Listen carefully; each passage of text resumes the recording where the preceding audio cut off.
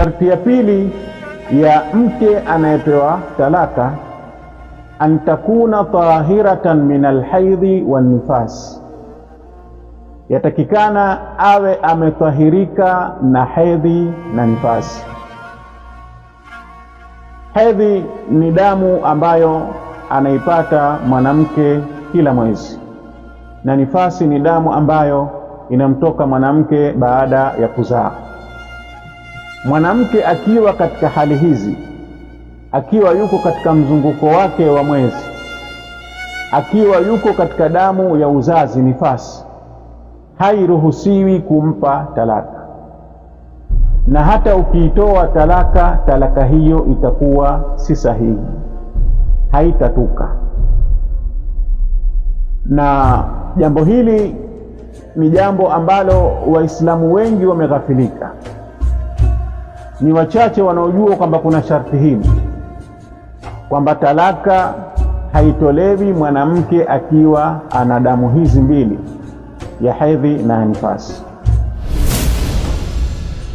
Na jambo hili ukiacha faida ya kufahamu kwamba huyu mwanamke anayepewa talaka, je, ana mimba au hana mimba, vile vile jambo hili lina faida, kwa sababu mume anapotaka kutoa talaka halafu akangojea, mathalan alikuwa yuko katika damu, akangojea damu iishe, katika kile kipindi cha kungojea huenda Mwenyezi Mungu Subhanahu wa Ta'ala akaleta kheri, mmoja katika wanandoa, yani mume, akajirudi katika kile kipindi cha kusubiri atahirike na damu. Huenda hasira zikapungua, huenda ukafikiria kwa zaidi, ukaona haina haja ya kutoa talaka.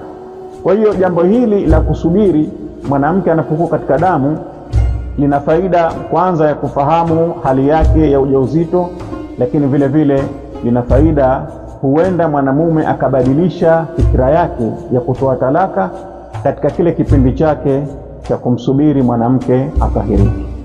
Kwa hiyo sharti ya pili, mwanamke anayepewa talaka ni lazima atahirike na damu ya hedhi na nifasi. Kuna wanawake 5 wamevuliwa na hukumu hii,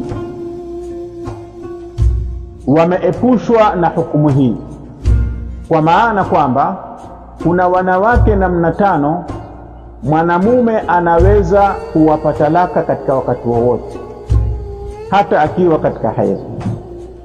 Alimamu Sadiq salawatullahi wasalamuhu alayhi, Allahumma salli ala Muhammadin wa ali Muhammad, asema 5 yutalliquhunna ar-rajulu ala kulli halin, wanawake 5 mwanamume anaweza kuwapa talaka katika hali yoyote.